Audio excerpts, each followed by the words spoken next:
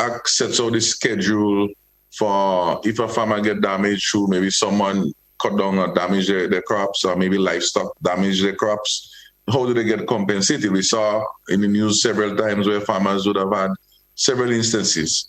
And so normally when those things happen, a farmer would have to get what is referred to as an appraiser, someone will come and appraise the damage. And in doing so, they need to have a reference for the cost of the crop. It's not an arbitrary number that they're using to put the value. And so this schedule, that act basically sets out the schedule, and that was done since in 1995 and was not reviewed since. And so the motion essentially was to the Senate asking the Senate, or the Senate asking the government to review this, which was done since 1995, update it accordingly. And it also for us that a time frame being set for the review process, because as it's set out in clause 4 of the act, it basically speaks to the minister at their discretion, essentially when they feel like. That is the tone of that statement. Not that it means therefore that it could be maybe every month, every year, every 6 months, the minister will say, guys, let's see, because things are changing, but at least we need to put some time frame. And so we suggested, we could look at 3 to 5 years. Of course, more discussion could take place on that detail, but at least it gives some commitment within the act as to specify when that should happen. So essentially, now, well, of course, the next step would be, government acknowledging and taking the appropriate action, and also involving in that is how do we include some items that are not there. For example, source of pineapple. Some folks told me last night, what about CMOS, for example, which is a growing product. So this review should be more holistic and, of course, to bring better fairness across the system. So that has been the main purpose of it.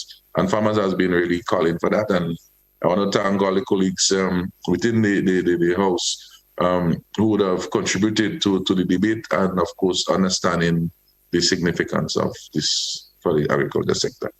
And what's the next step in relation to that motion and ensuring that it is put into fruition? Well, the next step is the Parliament will do its notification and so on. That the normal parliamentary processes will take place. It doesn't say, well, it have to happen next week or next 2 months or next year, but I know that is a matter of urgency. We have from the government side well represented, and they understand as well and supported the direction of this. So we trust that we'll see some prompt action on this. What are some of the other strides that you've made in your position as farmers and fisherfolk representative in the Senate? What are some of the other accomplishments or some of the other ventures that you have undertaken since we last spoke?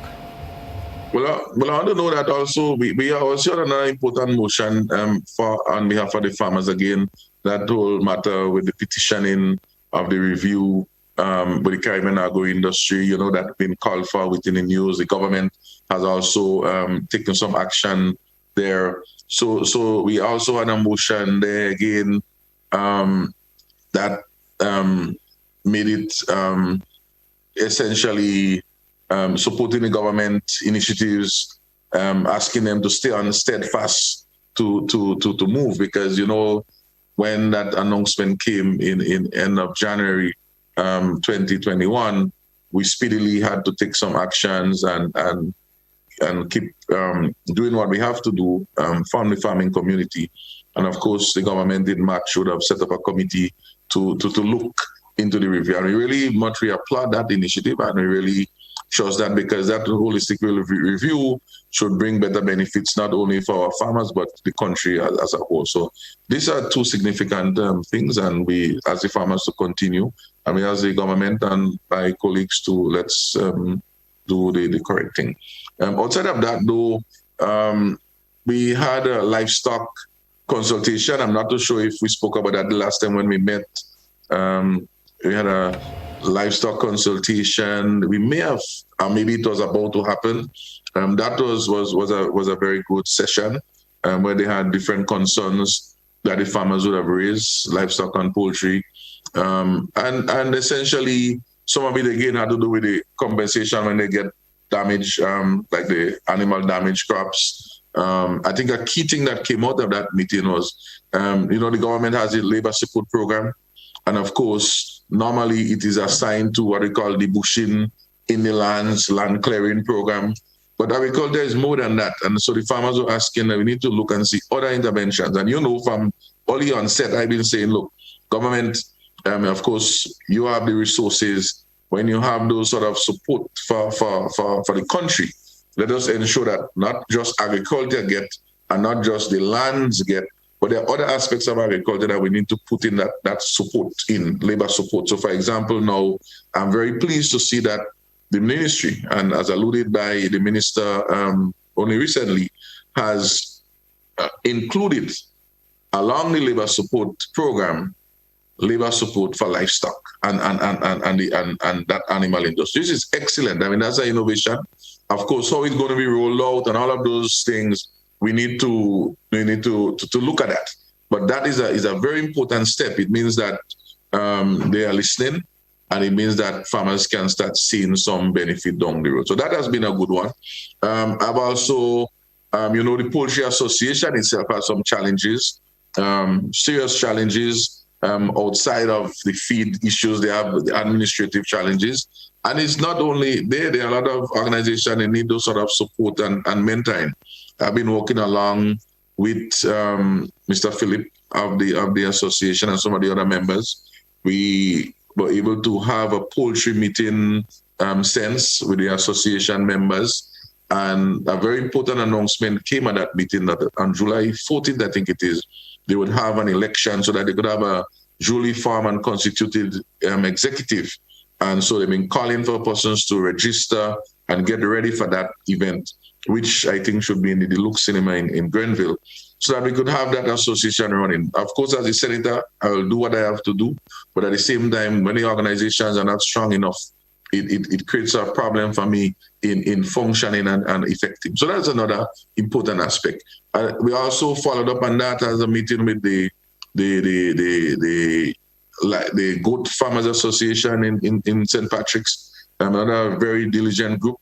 And I know they are to get some funds under the Agricom project. That's a very significant project to help them with the whole goat project.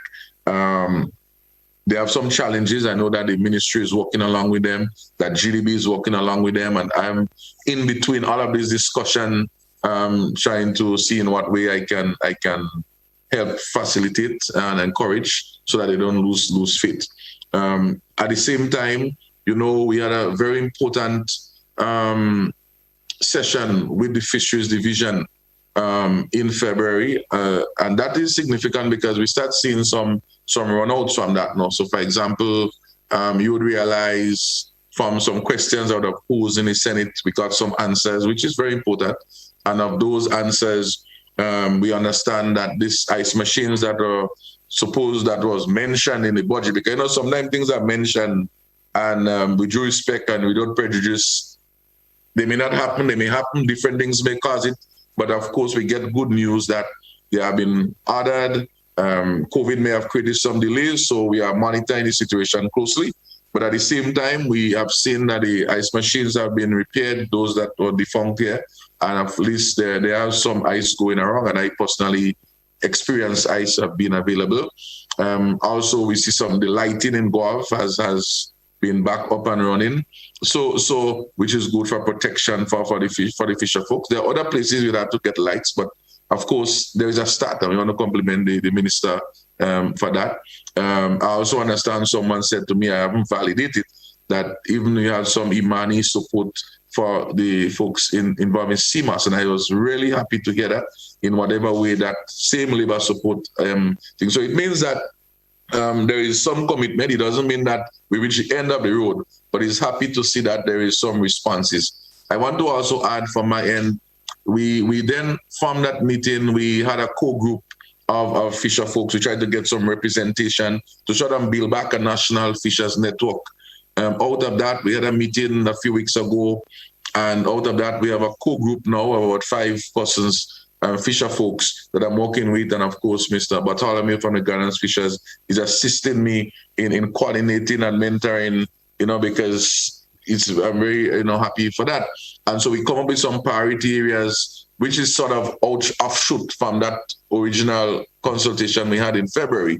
And so I know I have an impending meeting with the PS of Fisheries. PS, if you're listening, I know we have that meeting coming, but I need to put my house in order. So out of that discussion that we have now, we can then now engage further now with the PS, with the minister, and see how do we plan the way forward. We identify some priority areas. For example, there's issue of trading, issue of drying, both for seamoss and for fishing. How do we work on that? So that is I'm very happy to see what has happened. We also had another meeting last week, myself and Mr. Bartholomew, to fine-tune and assign the work program. So I'm very happy to see that it's happening. I also had only this week another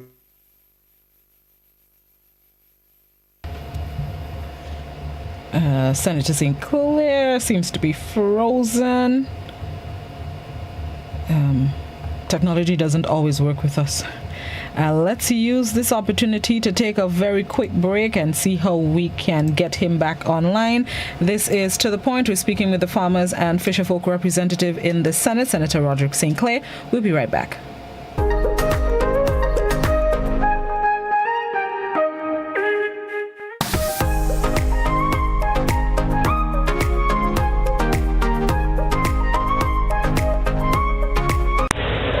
Do you hear what I hear? Listen to the ocean, and you will hear a cry for help. The ocean is hurting, and we are the source of the hurt. But we can stop and start to heal our ocean by preventing pollution from getting into our waterways. It can start with you. Join an active organization, or better yet, make a personal commitment. Commit not for just one day in the year, but for the rest of your life. Let's dispose of our plastic and other waste responsibly, and let's start building resilience. Let the healing begin. This message is brought to you by the OECS Commission with funding from the Government of Norway. Remlit, tackling ocean pollution from tooth to surf. Montreal, it's time to line virtually one more time. Gemma Rayburn Baines here for Spice Island Cultural Festival, a celebration of Grenada, Carriacou, and Petit Martini. This summer's festival is a celebration of life with food, fashion, music, and culture. Join us online Saturday, July 10th, 3 p.m. on Facebook and YouTube at Spice Island Cultural Festival. Info, spiceislandculturalday.com. The following are a list of food items to have on hand amidst COVID-19. Perishables like vegetables, fruits, provisions, and eggs. You are advised to stock perishable items to last up to 2 weeks. Non-perishable items including dry goods like cereals, flour, cornmeal, oats, rice, pasta, nuts, and nut butters like peanut butter, crackers, canned or frozen meats, ready-to-eat canned meats, powdered or canned milk, dried peas and beans, canned fruits in natural juices, 100% canned fruit juices, and canned vegetables. You can stock non-perishable food items to last up to 1 month. Store bottled or clean drinking water, 1 gallon or more per day per person. If you suffer from a medical condition, have prescribed medications on hand. A message from the Grenada Food and Nutrition Council as we battle COVID-19. Long ago, the strength of Grenadians was in their arms as they worked the lands to get food for the table. Nowadays, most Grenadians' plate is packed with lots of starch and meat, little or no vegetables, plenty fried foods, and they wash that down with something sweet.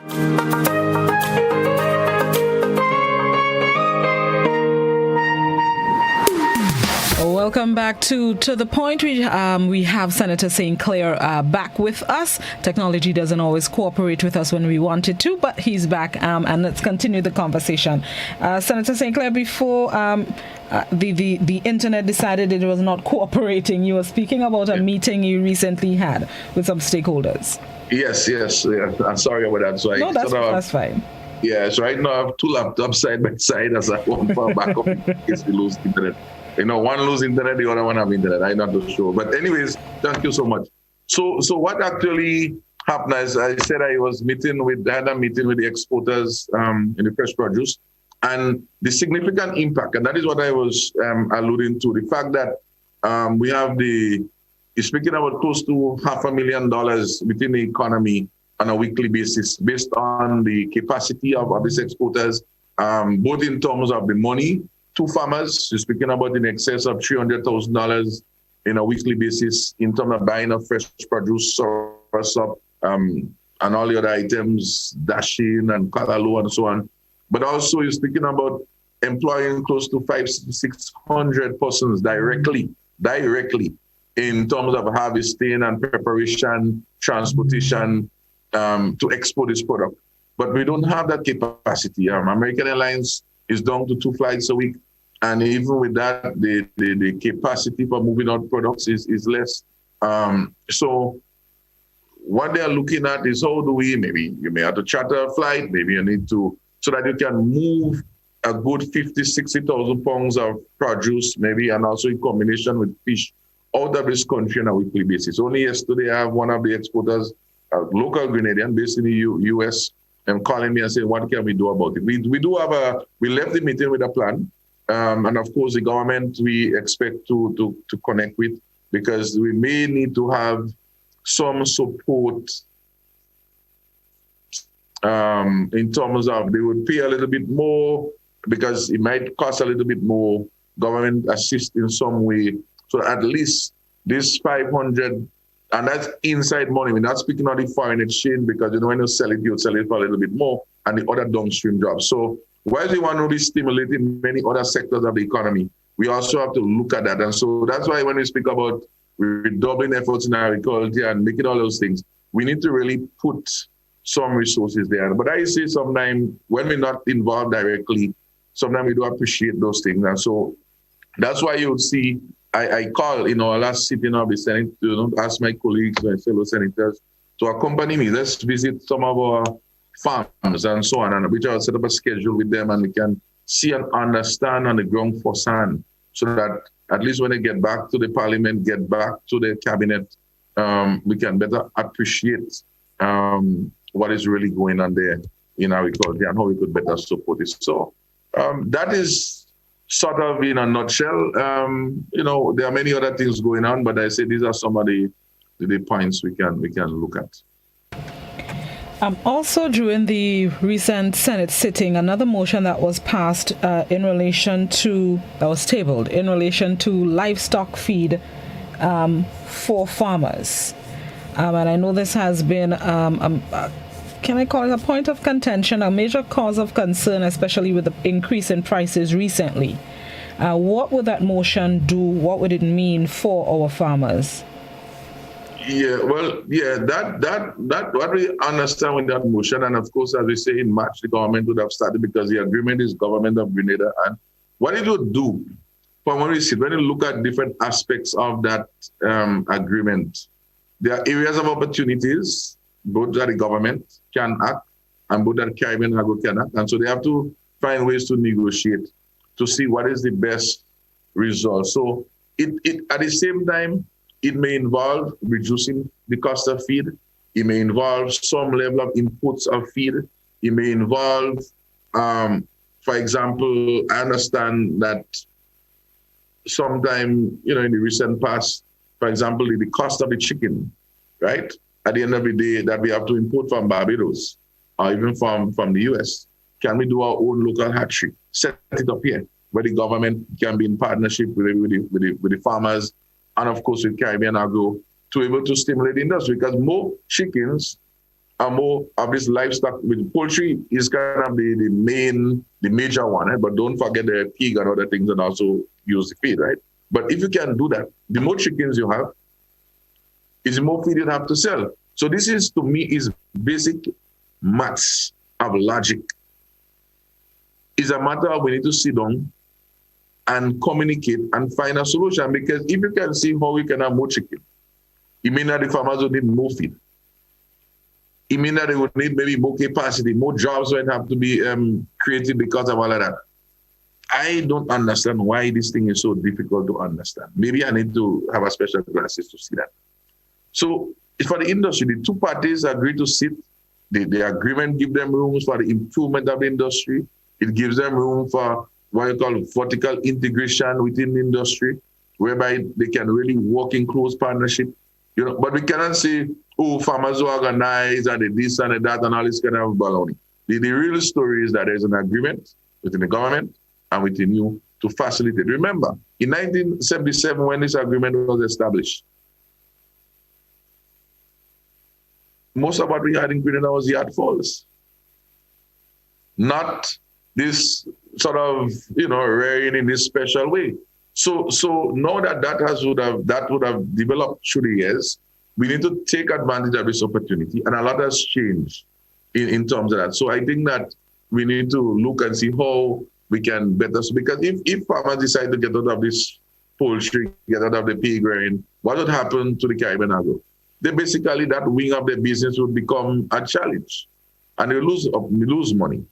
So when you look at the poultry policy of 2017, which should have sort of provide some direction to where, if implemented, could have bring us a long way also even today. Part of the clause involved in that had to do with the review, and the Caribbean agro was involved in it. The government ministries and ministers was involved in that whole development and consultation. So this is nothing new. This is something that should have been happening a long time ago. And as I said, most importantly, that in 1979, the People's Revolutionary Government, when they came into power in March, by October of that year, would have went through and made a review of this agreement. So the issue about reviewing shouldn't be a kind of taboo. In 1991, again, when the business levy was established in this whole homegrown structural adjustment program, that would have affected all businesses. And of course, Caribbean agro would have been affected because they would have had to contribute to this business levy. And the cabinet would have approved an arrangement for in lieu of, meaning that we would not charge you the levy, but we would allow you to import, we'd allow Grenada to import feed, flour, and other things like that. And look at it over a period of time and see if it is going to be disastrous to the bottom line. And if so, then they would make the tweaking and so on. So there was a discussion, there was an arrangement, there was an agreement. Now, whether that, and also it was supposed to be an ongoing review. Now, was that implemented when that structural adjustment levy was expired? Did they go back to the original? I don't have those details. I didn't ask questions to those. But I think this is to show that the spirit of negotiation, the spirit of a review has already been there. So the question is, as someone would always say then, what has changed? I don't know. So I do pray that we support the review and we have to encourage it for the betterment of this country. Well, let me go to a question on YouTube. A question on YouTube asks, do you have plans to ask government for the Ford estate to give to young farmers so as to boost the economy? Which estate? The Ford estate. This is the first time I'm hearing of the Ford estate, so I'm not sure. Ford, that's a Granbury estate. Oh, well, Granbury. Okay. But based on, well, I'm in Ford, I'm familiar, so I could respond here. No problem. What I would say, based on pronouncement of government, is that and in fact, there's a recent release on that, the government is looking to use Granbury estate right now mainly for some germplasm and some other agronomical production and so on. So not necessarily for giving out to young persons or to other farmers. That is what I sense from the speaking. However, we must know that the government has started the land bank program. They had application out, and I think Diamond Estate, I think it is, or some place in Diamond, and of course Diamond, it could be Diamond/Bocage, but that area up there. And of course, somewhere down in like Crochet, not Mama Can, you know. Forget it. That area inside there, that slipped me right now. But that area by Mama Can, it's around by where we have that youth rehabilitation center there, right? So that is, I just can't remember the exact name of that estate, but that would also be available as a land bank program. So young persons and other individuals can apply and they can then use that for production. Of course, I think attached to that, and I shouldn't think that, but that is advertised. Attached to that would be some development of business plans in support with the GIDC, and of course with the credit guarantee scheme that is recently established, where you can get loans and so on should the GDP without any collateral and maybe some other conditions, because collateral is a big issue in getting loans. So that whole mechanism is to support that program. My main concern, which I've expressed before about the land bank program, is that it must be purposeful and it must be linked to a market. In fact, only on Sunday, I was looking at the whole program on financing and SMEs within out of St. Vincent online, and they were speaking about all these challenges. It was really good to hear them because they wasn't speaking anything different to what we speak in Grenada. But what was significant is that they cite the very important point of one, this investment must be linked to markets. And they all was resounding. And in Grenada, we tend to always forget that part. Because if they are not linked to our markets, how do we expect these folks to sell the product and the produce when they're finished? And there must be some guarantee, not a feel, hotel sector coming back. So no, it must be specific. So for example, when you look at the Agricom project, which, all projects may have the challenges, but when you look at the Agricom project, and I could speak of it because as the manager of the GCNA, we have also submitted a project and it's been approved. And you have to have your downstream buyers, etc., to make commitments to buy the products when you're finished, when you're ready for sale. So similarly, we are saying, and they were saying, that they should have that commitment, that contractual commitment, that understanding memorandum to have certain uptake. It doesn't have to be 100% of your production, but at least a significant part to at least be able to maintain that. And then the other important point that they raise, and that has been said all the time, but sometimes we don't address it, is the officers from the financial institutions not being au fait and well educated to understand the sort of financing structures and needs of the agriculture sector. So this is an area that we need. We have a lot of training, want to train farmers how to do this and how to do that. But at the end of the day, no matter how much the farmers and the fishermen train, that challenge of accessing the funds from persons who really doesn't understand, because they know how to give a car loan, or to give a house loan, or to give a holiday loan, but they don't know how to give a loan to produce food. And this, I think, as a country, we need to work on. And so I think the GDB, I think they could take a lead on that, the Ministry of Agriculture, the Ministry of Finance in particular, ECCB and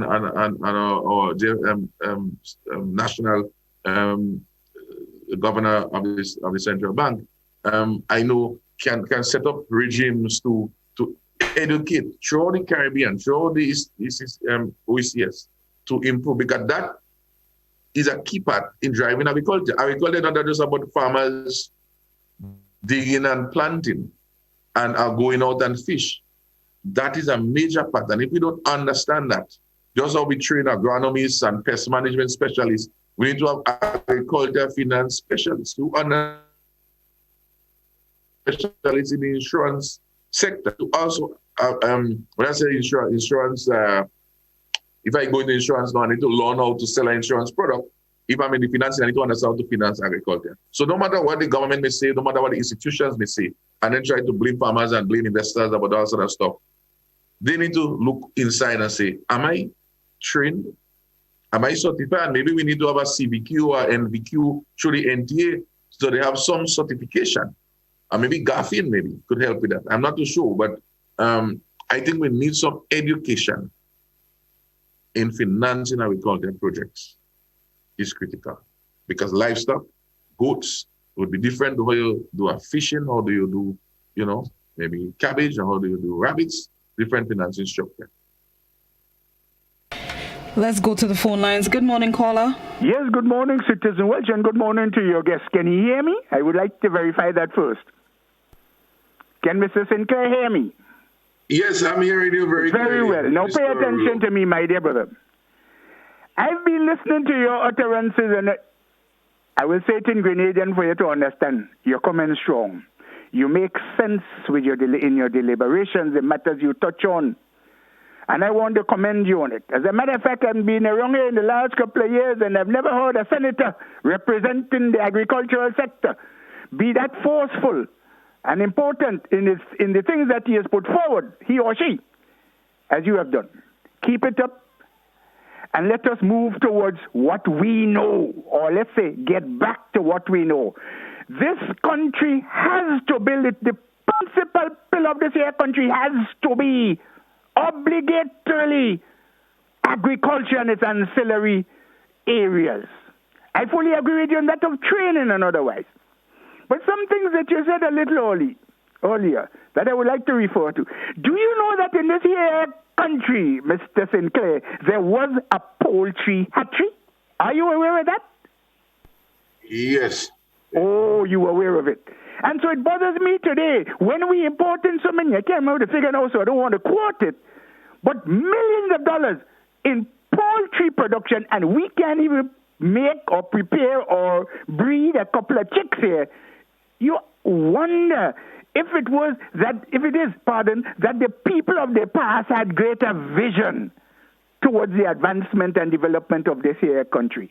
And finally, I want to end with it. This is not critical. This is a critical observation, not a criticism, because I'm a stickler for proper English when you're speaking on the radio. I would like you to pay attention to would have plus the past participle. You use it as if to say what happened, and it doesn't function that way. I'd like you to look at it. No insult meant. Please understand me. That is the way we learn. Thank you very much, and have a nice day. Will you? Thank you, Citizen Ruler. Thank you. All right, let me go to Facebook. Somebody on Facebook in relation to the crop compensation fund. Somebody on WhatsApp, and I remember us discussing this last time. Is the fund still continuing? Has it ever been used for what it was set up to do? And how much is in the fund to date? Well, okay, so let's clarify two things. The crop compensation act deals specifically with the assessing the value of the damage. That is one thing. Then you have the Predial Larceny Act, right? Which is a different thing. Now, I'm not too sure, and that's something I need to find out. I'm not too sure if I damage your crop and I cut down all the cabbages, and I have to lock you up because the report had locked you up because of whatever crime you commit. Whether or not money from that Predial Larceny fund is connected to that, because that doesn't sound predial. But of course, the law may specify. So I want to make sure that we clarify that first part. Now, when it comes to the Predial Larceny fund, which I think the person is referring to, and so we are speaking about to assist in the compensation of farmers, as I mentioned the last time. I'm not sure how that fund originated, if government would have put in some seed money originally. But it's not a matter where government has to budget. I need to clarify those things, because sometimes people live with different mindset. It is not where we expect government to put $10 million or put any money at all on an ongoing basis to do that. Otherwise, the government could just pay farmers money. It's not about that. It's about the persons who are found guilty. They will pay, but maybe they may not have the money right now. So based on that seed money that might have been there, you can pay out from it. And then as the person pay in time, it then replenishes. Now, this is a question that I had submitted in to the leader of government business for the last sitting that we had. And of course, the note in the next sitting, it will be provided. And I understand that, because I send it in. I think we have somewhere like 30 days legally, to respond. And it was submitted maybe about 2 or 3 weeks before the sit-in. Of course, there are other questions I submitted along with that, which was much simpler questions to answer. And of course, I understand that questions that the individual has asked in terms of how much is in it, etc. There's a series of questions there that I trust that whenever we meet again, we can have answers for such. And of course, I would make them available once we know the answers to those. Thank you. A comment on Facebook. Senator Sinclair, you're doing an amazing job as a senator. You are on the ground and seeking the interest of the farmers. So I'm going to ask a question. What are some of the major concerns of the farmers and fisher folk? Yeah. Well, it's a lot of concerns. I would tell you for example, let's look at fishing. I mentioned some of the issues earlier related to, for example, the lighting was the issue, ice machine was the issue. They are concerned about training, not only of the cell, but the future training of the younger ones. We're speaking about some value added, so drying and fish and drying facilities with sea moss and so on. Those are just issue of price is another major concern. Fisher folks are concerned that we need to look at the pricing of fish, and not just in terms of even the value. In some cases, they are saying like the conch and the lobster and so on should be a higher value items because the risk that the divers take. That's a big challenge. But also to look at how can you have maybe like a sort of price control mechanism with fish so that people can consume more fish. That is another concern. How do we create more promotion and advertisement and promote the consumption of them? That's some of the matters on the fishing side. From the livestock side, as I mentioned, we speak about issue of labor support, issue of the dog predation, issue of persons having place to tie the animals, housing, for the livestock. The breeds, is a key issue. How do we build our breeds in the livestock? Well, of course, feed as an international issue. When it comes to the crop, individuals, we're speaking about crop compensation. We're speaking about the cost of inputs, because that's another issue that I have done to address, which has to do with having our inputs being price control. You have fertilizer and other inputs that have been used in the production system that is not on the price control list. So in that way, the resellers can put arbitrarily whatever price they want to put on it, and that I would address to the Supplies Act, I think, in a future sittings of the House. We also speaking clearing, not land clearing, land preparation. The farm machinery unit at Maribo in Grenada was closed down since in 2018 December. To date, they're reviewing and trying to figure out how some public-private partnership can be done to have that resuscitated. In the meantime, a few private persons are offering services at very high prices. So when the farmers now say, hey, my price is more, then we say, why? The farmers want to rip off persons. But who is handling those costs? And so when we speak about the stimulation and the injection, these are the type of things we have to be looking at in terms of our farm support. When we speak in terms of our crop issue, pretty last thing is a big and burning issue. But when we go also, irrigation is a big issue. So for example, folks in Carriacou, I was speaking to them only yesterday, and the issue of they cannot plant, if there is no rain. In fact, all the rains we've been getting in Grenada over the last few days, they are yet to see any significant rain to get seriously involved in any production. And so they were saying, Mr. Sinclair, we need to do like Barbados, we need to get some water truck or something where we can able to truck water in a coordinated way. So sometimes, at the government level, the government may say, we need to build roads. We need to have road access into some farms. And that's a big issue. But in Carriacou, whilst road may also be an issue, but a significant issue is access to water for farming. So they can farm more continuous through the year. So how can we invest in some sort of truck to facilitate water distribution for our farmers? I think that might mean more to them than anything else, and set up the nice little drip irrigation system in Carriacou. So that big issue. But Carriacou also has some challenges, and they are calling for me to come up to Carriacou, which I'm familiar with Carriacou somewhat from my previous job, but I need to go there as a senator and be with them because they have some challenges. They have challenges in terms of specialists, in terms of livestock. They don't have that, That is a big issue. So the Carriacou Farmers Association, which is my point reference there, they have some concerns there. I think the tiller in Carriacou, I'm not too sure if it's working. I think Petit-Matic has one, but it's too big for Petit-Matic. So it's some issue why Grenada doesn't have one. So there is some rationalization that we need to look at. So maybe the one in Petit-Matic, you need to look and see what we do with that. And then, of course, our agro-processors, we cannot forget them in the whole mix of this stuff because they do have challenges. Issue of packaging, issue of supplies, is also critical. Cost.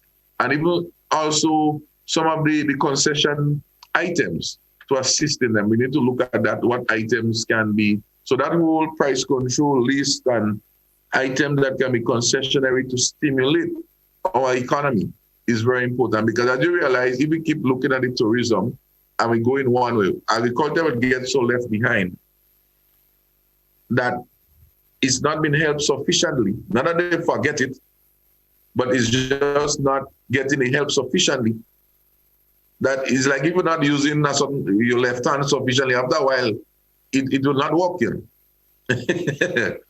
So that is these are some of the comments I would say.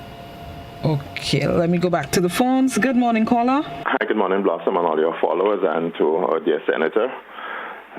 Senator, you have started exceedingly well on your senatorial tenure. I just pray that God will give you the strength to continue and to persist for the benefit of the farming community in this country. There was a crying need for someone like you. And I'm happy to see that you are doing the right things. You remember when you spoke the last time? I spoke to you about that audit, the need to do an audit of the capacity of the ministry to deliver all those crazy promises that the politicians are making. Look and see, do we have the people there? How many vacant positions are there? And now compare it with 10 years ago and see the great disparity which explains the demise of agriculture. And I saw that you raised it in the Senate, starting with the top technical position. The answer you got from Senator Cox, I must say, was very disingenuous and deceitful at best. The matter of not having trained people is not because people are not interested. It's because of policy decisions. During the structural adjustment, the 3 for 10, for every 10 persons who left, 3 were hired, and most of them were Imani recruits. Did they look to see that they're losing key people in agriculture, technical people, agronomists, vets, and so? Did they hold on to these people until they could find replacements for them? No. So these are policy decisions. This is not just, the vagaries of market situations. And how would young people be interested in agriculture if you're not showing an interest? Just yesterday, or was it yesterday, the day before the Prime Minister had his press briefing to selected media, he mentioned the 3 important pillars moving forward. Agriculture wasn't there. Then he came back and said, I didn't mention agriculture, but I don't know if you heard that. Agriculture was not one of the top 3 moving forward. So I think that you're on the right track. You have to continue. The farmers have to give you the support you need. But these kind of lame excuses we're having from senators and politicians, we have to knock them down when they come. These are deceitful. Agriculture is where it is today because of policy decisions made by people who are prepared to sit there and look at the demise of the industry at the expense of all of us as Grenadians. Keep up your good work, brother man. We're praying for you.